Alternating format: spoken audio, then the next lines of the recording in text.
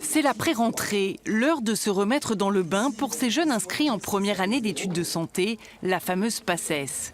Révision intensive des mathématiques avec des tuteurs. Dans l'amphi, des ex-étudiantes devenues ministres et porte-parole du gouvernement. J'aurais juste adoré avoir des étudiants de deuxième année et au-delà, tuteurs, pour m'aider à comprendre cette fichue table. Dont je vous avoue que je n'ai pas comprise non plus au premier abord, donc ne vous découragez pas. Encouragés, mais aussi rassurés.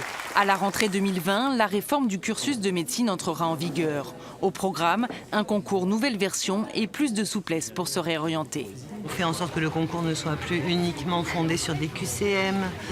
Il y a aussi des phases d'oral où on est capable de les interroger sur leur motivation.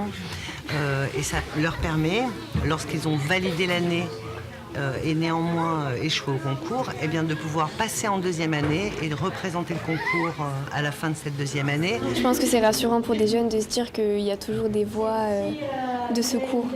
Parce que on ne va pas se le cacher, c'est dur PACES. Il n'y a pas beaucoup de jeunes qui réussissent. Donc je pense que d'avoir des voies de secours, c'est bien. La ministre a ensuite échangé avec les étudiants. Parmi leurs inquiétudes, le coût de la vie. Cette année, il y a une augmentation de 1,10% de cette bourse, mais l'inflation se trouve à 1,20%. Donc on constate que c'est encore une insuffisance cette année. Cette année, c'est 46 millions d'euros de plus pour les bourses sur critères sociaux qui ont été débloquées par le gouvernement.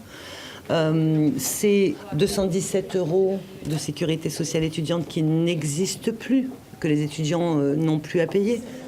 Le gouvernement leur a aussi présenté un nouveau dispositif concernant le logement, principal poste de dépense des étudiants. Ils pourront bénéficier d'une caution locative gratuite et sans condition de ressources.